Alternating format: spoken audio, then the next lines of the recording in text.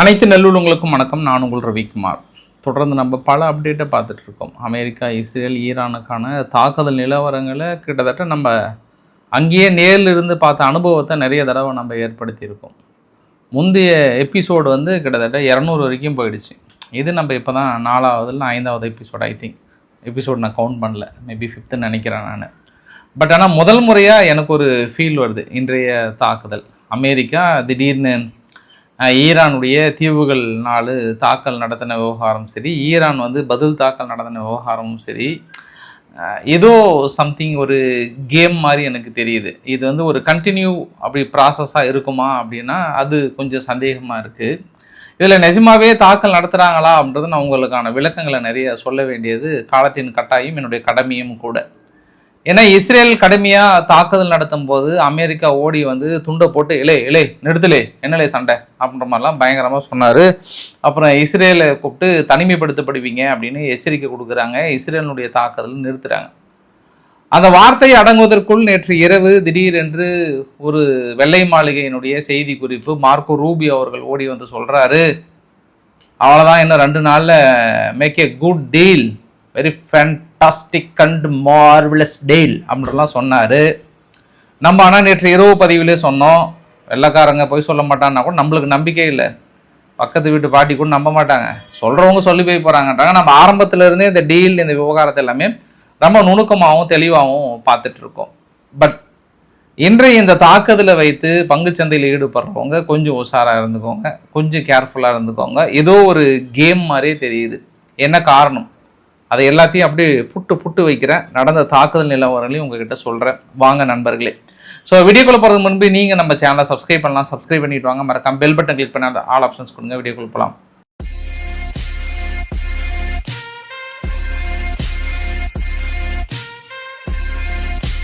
நான் நிறைய விஷயங்கள் கொஞ்சம் மனசு விட்டு உங்ககிட்ட பேசணும்னு நினைக்கிறேன் நான். அதற்கு முன்பு அங்கே ஈரானுடைய முக்கிய நிலைகள் தாக்கப்பட்ட பகுதிகளை நீங்கள் பார்க்கணும். இந்த வரைபடத்தில் காட்டப்படுகிற பகுதிகள் தான் கொஞ்சம் காலையிலிருந்து வந்த பதிவுகள். பேந்தர் அப்பாஸ், கஷம், ஸ்ரிக், ஜாஸ்க், ஜாம், ப்ரெட்டும் தொட்டு சாப்பிடுவாங்களா அந்த ஜாம், ஜேஎம் மேலே அந்த இடத்துல இருக்குல்ல. அதே போல் நான் இன்னொரு வரைபடத்தையும் காட்ட விரும்புகிறேன் நான். அதில் மிக முக்கியமாக இந்த ஸ்ரிக் அப்படின்ற வந்து கீழே இருக்கக்கூடிய தீவில் ஒரு மெயினாக வாட்டர் பைப்லைன் ஒன்று இருக்குது. அந்த இடத்த அடிச்சிட்டாங்கன்றாங்க. மினாப், பேந்தர் அப்பாஸ், தாகன். உங்களுக்கு அடுத்தடுத்து வீடியோ பதிவுலாம் காட்டுறேன். அதில் அவங்களோட முக்கியமான ரேடார் சிஸ்டம்னா அதை வைத்து தான் அவங்க எந்த கப்பல் உள்ள வருது, வெளியே போகுது, எப்படி பதில் தாக்கல் நடத்தலாம். அது இல்லாமல் ஐஆர்ஜிசியினுடைய அந்த நேவல் போட்லாம் வந்து இடைமறித்து தாக்கல் நடத்துறதுக்கான சார அம்சமும் முக்கிய பகுதிகளாகவும் இருந்ததாகவும் அதை தாக்கல் நடத்தப்பட்டதாகவும் ஒரு சில வீடியோ பதிவுலாம் ஷேர் பண்ணாங்க. பட் அதில் எனக்கு ஒரு சில வீடியோ பதிவு எல்லாமே கொஞ்சம் பழைய பதிவாக இருந்தது. இருந்தாலும் உங்ககிட்ட சரி ஏதோ வெடிச்ச மாதிரி காட்டினா தான் உங்களுக்கு தாக்கல் நடத்தின மாதிரி இருக்கும், அதனால் உங்ககிட்ட காட்டுறேன் நான். ஏன் இதில் வந்து பழைய வீடியோ நான் அதுக்கு எனக்கு ஏன் டைம் எடுத்துக்கல அப்படின்னா, சரி தாக்கல் நடத்திட்டாங்க, உடனே உங்ககிட்ட கொண்டு போய் சேர்த்திடலாம், அடுத்த பதிவில் நான் சொல்லிடலான்றதுனால தான். இந்த தாக்குதலுக்கான காரணங்கள் வந்து ட்ரம்ப் தரப்பில் சொல்லப்படுகிற விளக்கங்கள் என்ன, அது தாக்கல் நடத்துறதுக்கான பதிவுகள் ஒரு பக்கம் பாருங்கள். ஏன்னா பதில் தாக்குதலும் வந்து இவங்களும் நடத்தினாங்க, ஐஆர்ஜிசி நடத்தினாங்க. பட் இருந்தாலும் ஈரான் சொன்ன காரணம் என்ன, ரொம்ப அப்படியே இந்த போரை நிறுத்த வேண்டும், இந்த பூ உலகில் அமைதி மலர வேண்டும், போதும் யுத்தம் என்றது போதும், மடிந்தது போதும், இந்த மக்கள் இனி அமைதி மட்டுமே நிறுவ வேண்டும் என்று நாட்டாமை ரொம்ப அப்படியே பூரிப்பாக இருந்தார். எவ்வளோ சூழ்நிலையில் இதை விட மோசமான சூழ்நிலைலாம் அவருக்கு வெறி வந்திருக்குமே. ஆனால் அதெல்லாம் விட இப்போ என்ன கோபம் அவங்களுக்கு, ஏன் நேற்று இரவு பதிவில் உங்ககிட்ட ஒரு சின்ன விஷயத்தை ஒன்று சொன்னேன், யார் முழுசாக பார்த்தீங்கன்னு தெரியல. அப்பாச்சி ஹெலிகாப்டர்லேருந்து ஒரு 2 பர்சன் இராணுவ மிலிட்ரி பர்சன் வந்து மிஸ்ஸிங் அப்படின்னு சொல்லிட்டு தேடிட்டு இருக்காங்க, அவங்கள ரெஸ்கியூ பண்ணிட்டாங்கன்ற மாதிரி சொன்னாங்கன்னு நேற்று இரவு பதிவில் சொன்னது. அப்போ தான் வந்தது. அப்புறம் 1 hour கழிச்சு நான் வீடியோ வந்து உங்ககிட்ட 10 மணிக்கு ரீச் பண்ணேன். 10:15 ட்ரம்ப் வந்து ஒரு எக்ஸலத்தில் ஒரு பதிவு போடுறாரு. நேற்று வந்து 9 ஜூன், இப்போ நான் சொல்கிறது 10 ஜூன். அவர் என்ன ஒரு எக்ஸலத்தில் பதிவு போட்டார் அப்படின்னா, கிரேட் மிலிட்ரி, எங்களுடைய கிரேட் மிலிட்ரி வந்து லாஸ்ட் நைட்டு ஈரான் என்ன பண்ணுறாங்க, எங்களுடைய ஹைலி சோபாஸ்டிகேட்டட் அப்பாச்சி ஹெலிகாப்டரை வந்து பேட்ரோலிங் பார்க்கும்போது ஸ்டேட் ஆஃப் ஹார்முஸ் பகுதியில் சுட்டுட்டாங்க. அதில் 2 பைலட் வந்து இன்வால்வாக இருந்தாங்க. சுட்டதில் அவங்க என்ன பண்ணிட்டாங்க, எஜெக்ட் ஆகிட்டு வெளியே கீழே விழுந்துட்டாங்க. பட் அவங்களுக்கு அன்இன்ஜூர்டு, அவங்கள நாங்கள் காப்பாற்றிட்டோம். பட் இந்த அட்டாக்குக்கு உடனடியாக ரெஸ்பான்ஸ் இருக்கும் அப்படின்னு சொல்கிறாங்க. ஆனால் அந்த அந்த பதிவுகள் எல்லாமே ஆச்சரியமாக இருந்தது. அப்படி அப்பாச்சி ஹெலிகாப்டர் சுட்டு வீழ்த்தின மாதிரியும் எதுவும் எனக்கு தெரியல. அதற்கான ஒன்றும் மற்ற ஊடகங்கள் கூட பெருசாக போடல. ஏன்னா வழக்கமாக அந்த பதிவு எல்லாமே முன்னாடியே வந்துடும். அப்பாச்சி ஹெலிகாப்டர் எதுக்கு சம்மந்தமே இல்லாமல் அவங்களுக்குள்ளே போயிட்டு திடீர்னு ரோந்து பணிக்கு போனாங்க. சரி, அந்த தேடுதல் வேட்டையில் கூட அவங்க வந்து சாதாரணமாக பேராஷூட்டை இது பண்ணி குதிச்சிருந்தாங்கன்னா கூட அவ்வளோ சீக்கிரம் பறந்து விரிந்து கடல் தேசமாச்சு. திடீர்னு ஒரு 1/2 ஹவருக்கு முன்னாடி சொல்கிறாங்க, உடனே அவங்கள கண்டுபிடிச்சி தூக்கிட்டேன், அவங்களுக்கு எந்த சேதாரமும் இல்லைன்னு சொல்கிறாங்க. இந்த நிகழ்வு நடந்ததுக்கப்புறம் அடுத்த ஒரு 1/2 மணி நேரத்தில் ஈரான் ஓடி வந்து நாங்கள் இது ப்ராமிஸ் பண்ணி சொல்கிறோம், நாங்கள் தாக்கல் நடத்தலை, அமைதியாக இருக்கிற இந்த சூழ்நிலையில் நாங்கள் ஏன் தாக்கல் நடத்த போகிறோம், எந்த அப்பாச்சி ஹெலிகாப்டரும் எதையும் நாங்கள் தாக்கல் நடத்தணும் அப்படின்னு அவங்க ரொம்ப கான்ஃபிடெண்ட்டாக சொல்கிறாங்க. ஆனால் அமெரிக்கா பதில் தாக்குதல் நடத்தும் அப்படின்னாங்க. வழக்கமாக அமெரிக்கா நடத்தும்னா நடத்தாதுன்ற கோணத்தில் அவங்க அமைதியாக இருந்துட்டாங்க. அந்த 1 மணி நேரத்துக்கு அப்புறம் ஈரானுடைய வெளியுறவுத்துறை அமைச்சர் அராக்சி அவர்கள் மற்றொரு எக்ஸலத்தில் பதிவு போடுறாரு, இந்த மாதிரி நாங்கள் பேட்டில் ஃபீல்டில் வந்து டிஃபீட் தோக்கடிச்சிட்டோம், நாங்கள் தான் ஒரு பவர்ஃபுல் ஆர்ம்டு ஃபோர்ஸ், யார் எந்த அட்டாக் பண்ணாலும் அன்ஆன்சர் பண்ணாமல் விட மாட்டோம். இந்த பெர்சியா கல்ஃபினுடைய சாப்டர் தலைவிதி அது எங்கள் கையில் தான் இருக்குது. எந்த ஹிஸ்ட்ரினாலும் நீங்கள் போய் பாருங்கள். வெளியிலிருந்து வர நபர்கள் ஆதிக்கத்தை செலுத்த முடியாது. இனி அமெரிக்கா உங்களுடைய எல்லைகளை பாதுகாக்க வேண்டும் என்றால் நீங்கள் இங்கிருந்து தப்பித்து விடுங்கள்ன்ற மாதிரிலாம் ஒரு எக்ஸல பதிவுமே பார்க்க முடிஞ்சுது. அது அடுத்த ஒரு 1/2 மணி நேரம் கழித்து மற்றொரு ரூமர் வந்து பயங்கரமாக கிளம்பி வந்து ஈரானுடைய சேனல் ஒன்று வெளியிடுறாங்க. எங்களுக்கிட்ட வந்து அபுதாபியிலிருந்து தெஹ்ரானுக்கு ஒரு 3 பில்லியன் அமெரிக்காவுடைய அசட்டை வந்து திருடி வச்சிருந்த பணத்தை, முடக்கி வைத்திருந்த பணத்தை ரிலீஸ் பண்ணுங்க அப்படின்னு சொல்லிட்டாங்களாம். ரிலீஸ் பண்ணுறது எதுக்காக அப்படின்னாங்கன்னா, கமிஷன், நீங்கள் போதும் இந்த போரை நிறுத்தணும், இஸ்ரேல் மீது தாக்கல் நடத்தக்கூடாது, உடனடியாக நீங்கள் பேச்சுவார்த்தைக்கு வரணும், இது வெளியில் வரக்கூடாதுன்னு குசுன்னு சொன்னாங்களாம். இந்த குசுன்னு சொன்னது என்ன ஆச்சுன்னா, அவங்க ஈரானுடைய சேனல் ஓடி வந்து எஸ் இது மாதிரி வந்தது, இந்த புரோக்கர் வேலையை பார்த்தது கத்தார் தான். கத்தார் அந்த புரோக்கர் வேலையை பார்த்து அமெரிக்கா கிட்ட அவங்க ப்ராமிஸ் பண்ணதுனால அமெரிக்கா இப்போதைக்கு ஒரு $3 பில்லியன் கொடுத்து ரொம்ப அமைதிப்படுத்தி வைத்திருக்கிறார்கள் அப்படின்னு ஒரு செய்தி போட, இந்த செய்தி காத்து வாக்கில் பரவுது, அமெரிக்காவுக்கு கெட்ட பேரை ஏற்படுத்தி கொடுக்குது. ஏற்கனவே ட்ரம்ப் அவர்களுக்கு பலத்த கெட்ட பேர். அவர் வந்து கிட்டத்தட்ட காலில் விழாத குறையா ஈரானுக்கிட்ட கெஞ்சிறாருன்னு நானே சொல்கிறேன். சாதாரண ஒரு மூலையில் உட்காந்து இருக்கிற ஒரு சாதாரண ஆள் நானே சொல்லும் போது எவ்வளோ பெரிய ஆளுங்களாம் இருக்காங்க. நீங்களாம் என்ன சொல்லுவீங்க? நீங்கள் எவ்வளோ பெரிய ஆள் நீங்களாம்? ட்ரம்ப் என்ன கலாய்ப்பீங்க? இந்த மாதிரி போய் கெஞ்சிட்டு இருக்கிறார் அப்படின்னு சொல்லுவீங்களா? சொல்ல மாட்டீங்களா? நீங்கள் யார்? நீங்கள் எவ்வளோ பெரிய ஆள் நீங்கள்? அதே மாதிரி தானே உலக தலைவர்களும் இல்லை அவங்க நாட்டு பிரஜைகள் நினைப்பாங்களா? நினைக்க மாட்டாங்களா? அவர் கழுவி ஊத்துறாங்க. இதுக்கு என்ன, இதுக்கப்புறம் என்ன வேணும்? ஏன் இப்படி போய் ஈரான்கிட்ட கெஞ்சிட்டு இருக்கிறேன்? ஒன்று ஏக் மார் தோன் துக்கடா, ஏக்கோ எடு, என்ன வெட்டு 1 துண்டு 2 போட்டே இருக்கிறத விட்டு அவங்ககிட்ட கெஞ்சிட்டு இருக்கீங்களேன்றாங்க. அப்போ அடுத்து ஒரு 10 நிமிஷம் இல்லை 1/2 மணி நேரம் கழிச்சு ஈரானுடைய பார்லிமெண்ட் ஸ்பீக்கர் காலிபஃப் என்ன பண்ணுறாருன்னா, ராஜதந்திர ரீதியாக பேச்சுவார்த்தை நடத்தி விரும்புகிறோம், அதே சமயத்தில் வேறொரு மொழியில் போர் புரிவதற்காக நாங்களும் தயார், வர்றதுனா வாங்கப்பா அப்படின்னு ஒரு ட்விட்டை போகிறாரு. அப்புறம் காலையில் பார்த்தீங்கன்னா ஒரு 4-5 மணி நேரத்துக்கு அப்புறம் திடீர்னு அந்த முக்கியமான தீவுகள் மீது தாக்கல் நடத்துகிறாங்க. இந்த தாக்கல் நடத்தும் போது கூட அமெரிக்காவுடைய போர்க்கப்பல்கள் எல்லாமே எங்கே இருக்குன்ற பதிவுகள் கொடுப்பாங்க. மேக்சிமம் எல்லாமே ஸ்ட்ரெயிட் ஆஃப் ஹார்முஸ் பகுதியில் தான் அதிகமான அளவுக்கு இருக்குது. இந்த சைடு பார்த்தீங்க அப்படின்னா செங்கடல் பகுதியில் ஒரு 2 கப்பல் இருக்குது. அப்புறம் இஸ்ரேலுக்கு பின்பு ஒரு பின்னாடி 2 டெஸ்ட்ராயர் கப்பல்கள்லாம் இருக்குது, புடைசூழ இருக்குது. இவங்க ஃபர்ஸ்ட் அட்டாக் எங்கே எடுத்தாங்க? அதாவது முழுமையாக அமெரிக்கானுடைய தாக்குதல் முடிஞ்சு சென்காம்லேருந்து அவ்வளோதான்ப்பா நாங்கள் முடிச்சிட்டோம், பழி வாங்கி முடிச்சிட்டோம், நாங்கள் அடிச்சிட்டோம் அப்படின்னு சொல்லி ஒரு பதிவை போட்டார். உடனே இவங்க அந்த சைமல்டேனியஸ் அப்பயே அவங்க அமெரிக்கா பதிவு போகிறதுக்கு முன்பே ஃபஸ்ட்டு பஹ்ரைனில் இருக்கக்கூடிய 5th ஃப்ளீட் பேஸில் ஒரு தாக்கல் நடத்தப்பட்டதாக சொல்கிறாங்க.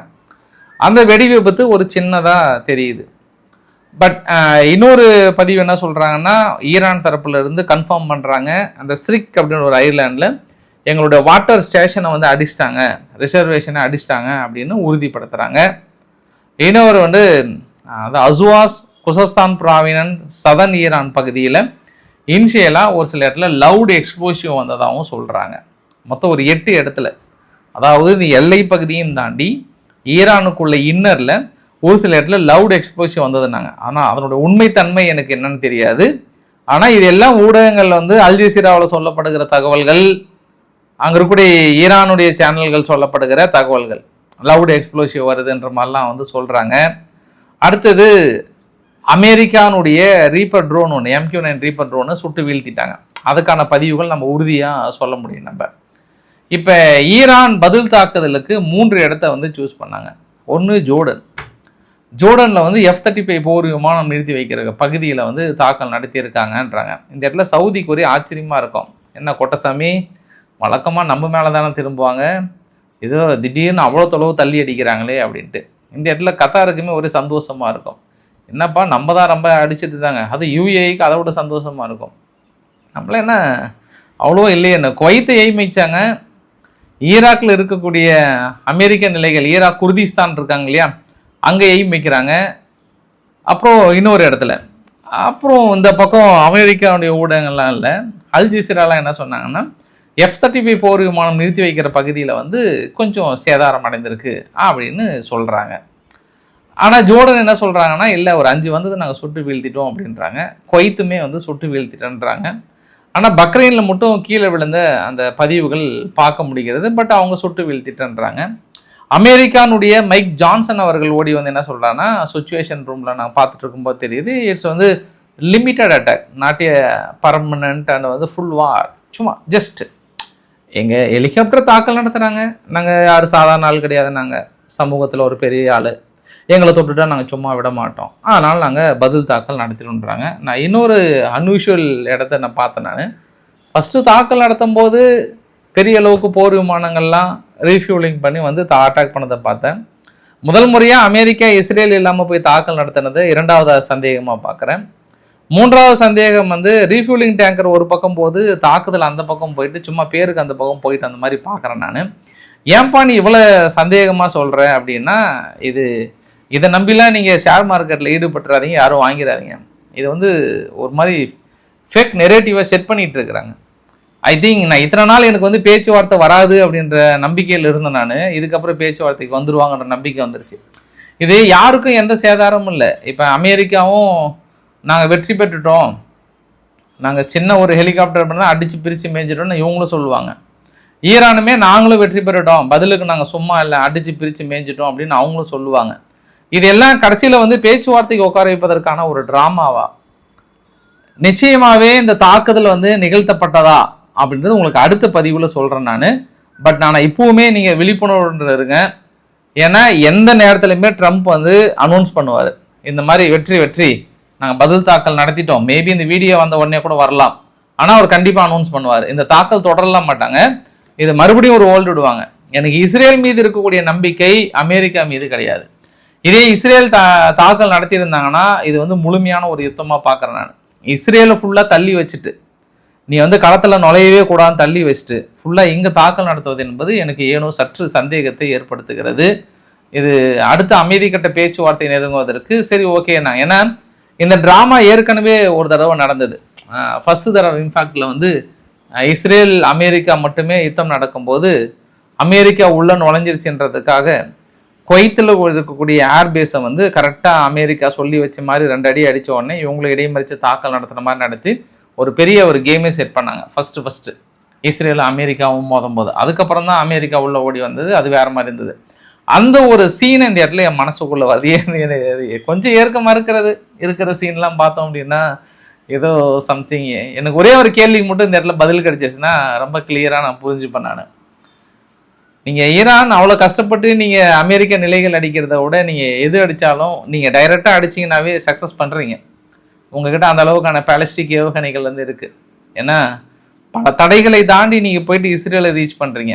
ஆனால் உங்களால் ஏன் அமெரிக்க போர்க்கப்பல்கள் அடிக்க முடியலன்றதுக்கான காரணங்கள் ஏதாவது பிரத்யோகமாக உங்ககிட்ட இருக்கிறதானு எனக்கு தெரியல. உங்களுடைய தீவுகளை அடிச்சிட்டாங்க, உங்களுடைய வாட்டர் ரிசோர்ஸ் அடிச்சிட்டாங்கன்னு சொல்கிறீங்க. இதெல்லாம் பண்ணிட்டீங்கன்னா பதிலுக்கு நீங்கள் சூஸ் பண்ண இடம் 2 தான். அது ஒரு சந்தேகம் ஒன்று. இன்னொரு சந்தேகம், ஏன் நீங்கள் இன்ன வரைக்கும் நீங்கள் அமெரிக்க போர்க்கப்பல நீங்கள் இன்னும் ஏன் உங்களால் தொட முடியல? உங்ககிட்ட பேலஸ்டிக் ஏவுகணை அடித்தா ரீச் ஆகுது, ஐரன்டோமே அடித்து பிரித்து அயன்டோமே வந்து அடித்து பிரித்து மேயறீங்க. இஸ்ரேல் தடுமாறுது, வான் தடுப்பு சாதனங்களாம் ஒன்றுமே இல்லாமல் தடுமாறும் போது ஏன்னா அங்கே குப்பை மாதிரி நின்றுட்டு இருக்கு. இப்போ எங்க இந்த சைடு ஸ்டேட் ஆஃப் ஹார்மஸ் தள்ளி குப்பை மாதிரி நின்றுட்டு இருக்கு. இந்த கோவத்தை ஏன் நீ அந்த பக்கம் காட்டலன்றது தான் நான் ட்ராமாவை பார்க்குறேன். வேற ஒன்றுமே கிடையாது. உங்களுக்கு லாட் ஆஃப் ஆப்பர்ச்சுனிட்டி வந்து இந்த பக்கம் அப்படியே லட்டு மாதிரி காத்துட்டு இருக்கு. உங்களுடைய போர் கப்பல்களை மூழ்கடித்தவர்கள், உங்களுடைய நேவல் பேஸை ஒரு கப்பல் கூட இல்லாமல் பண்ணவங்க, இவ்வளோ வாய்ப்பு கிடைத்தும் ஏன் ஈரான் அந்த பக்கம் அனுப்பல, அடிக்கலன்றது தான். சப்போஸ் நான் வந்து கோவம் வந்து உடனே அடிச்சிருந்தாங்கன்னு வச்சுக்கோங்க, கண்டிப்பாக நான் நம்பியிருப்பேன். பட் இதில் ஏதோ ஹைலி ட்ராமா வந்து உள்ள பூந்து ஏதோ ப்ளே பண்ணுறாங்க அப்படின்றதுல தோணுது. இது என்னுடைய நம்பிக்கை, அதுக்காக நீங்கள் நம்பணும்லாம் இல்லை பாஸ். உங்களுக்கு அடுத்த பதிவில் அடுத்த அப்டேட்டில் நான் தெளிவான விளக்கங்களை இது தொடருதா இல்லை ட்ராமாவான்னு நீங்களே தெரிஞ்சுக்குவீங்க. 7ஆம் அறிவு கொஞ்சம் திடீர்னு கிளிக் ஆகுது நம்மளுக்கு, வேற ஒன்றும் இல்லை. இன்பிட்வீன் கேப்பில் லெபனான் மீது இஸ்ரேல் நடத்தப்படுகிற தாக்குதல் குறைந்திருக்கிறதா என்றால் இல்லை, சற்றும் சளைக்கவில்லை, சற்றும் குறையவில்லை. இரவும் விடிய விடிய தாக்குதலும் நிகழ்ந்திருக்கிறது. நேற்று ஹெஸ்புல்லாவிலிருந்து ஒரு சில ஊடகங்கள் சொல்லியிருக்கலாம், ஒரு சில ஃபேக் நெரேட்டிவ் சொல்லியிருக்கலாம், 7 பேர் வந்து நுழைஞ்சிட்டாங்க, இஸ்ரேல் உள்ளே போயிட்டாங்கன்ற மாதிரிலாம் சொன்னாங்க. கிடையாது. ஒரே ஒருத்தர் உள்ள நுழைய ட்ரை பண்ணார், துப்பாக்கி சூடு நடத்தினாங்க, பதிலுக்கு இவங்க நடத்தியிருக்காங்க, அவர் இறந்து போயிட்டார். அந்த ஏரியாவை ஃபுல்லாகவே சீல் பண்ணி தனது கட்டுப்பாட்டுக்குள்ளே கொண்டு வந்திருக்கிறது இஸ்ரேல். ஹெஸ்புல்லா எதுவும் உள்ள நுழையவில்லை என்பதும் ஒரு குறிப்பிட்ட தகவல். ஆனால் ஹெஸ்புல்லா ஒரு எச்சரிக்கை கொடுத்துருக்காங்க. அதே சமயத்தில் அந்த சதன் லெபனான் பகுதியில் மறுபடியும் ரெய்டு விட்டதில் அவங்களுடைய முக்கியமான ஆன்டி டேங்க் மிசைல்ஸ், லான்ச்சர்ஸ், அவங்களோட மேகசைன், கன்னி வெடிகள் இதெல்லாமே நாங்கள் கைப்பற்றப்பட்டதாக வந்து சொல்கிறாங்க. இது அங்கே இருக்கக்கூடிய ஒட்டுமொத்த பதிவுகள். தற்போது கிடைத்த செய்தி என்னவென்றால் F-35 போர் விமானம் நிறுத்தி வைக்கிற இந்த பகுதியில் ஏதோ ஒரு விமானம் சேதாரம் அடைந்து விட்டதாகவும் சொல்கிறாங்க. இந்த வீடியோட நிறைவு பகுதியில் துருக்கி, சவுதி அரேபியா வரலாற்று சிறப்புமிக்க ஒரு ஒப்பந்தத்தை போட்டுவிட்டாங்களாம். சிரியா வழியாக, ஜோர்டன் வழியாக சவுதி அரேபியா, ஓமன் எல்லாம் லிங்க் பண்ணக்கூடிய மிகப்பெரிய ஒரு ரயில் பாதையை கனெக்ட் பண்ணுறாங்களாம். இந்த ரயில் பாதை மூலியமாகவும் மற்ற ஆயில் ரிசோர்ஸை கொண்டு போவதற்காக ஸ்டேட் ஆஃப் ஹார்மஸ்ல இந்த பக்கம் வந்து ஓமன்லேருந்து ஸ்டார்ட் பண்ணால் நேராக துருக்கிக்கு போகிற மாதிரி வந்து சென்றடைகிற மாதிரி வந்து செட் பண்ணியிருக்காங்களாம். ஒன்று. இரண்டாவது, மற்றொரு வரலாற்று சிறப்புமிக்க ஒப்பந்தம் மேபி ட்ரை பண்ணிட்டு இருக்காங்க.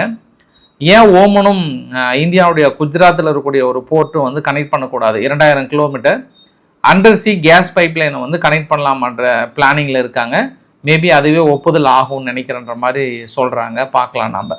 சரி, அடுத்தது மிக முக்கிய தகவல். அந்த வீடியோ பதிவு மட்டும் பாருங்கள். சிம்பிளாக உங்களுக்கு காட்டிட்டு நான் ரவிக்குமார் ஆர்கே சேனலில் கொஞ்சம் டீட்டெயிலாகவே பேசுகிறேன். நான் ரஷ்யானுடைய கேஸ் ஸ்டேஷன் ஒன்று மொத்தம் 3 இடத்துல, டெகஸ்டான் அப்படின்ற ஒரு பகுதியில் ஒரு 1200 mm பைப்லைன் பக்கத்தில் மொத்தம் ஒரு 3-4 நகரங்களுக்கு கனெக்ட் பண்ணக்கூடிய மிக முக்கிய ஒரு பைப்லைன். 3 டிஸ்ட்ரிக்டில் வெவ்வேறு இடத்துல அது எக்ஸ்ப்ளோசிவ் வெடி வைத்து தகர்த்துருக்கிறாங்க.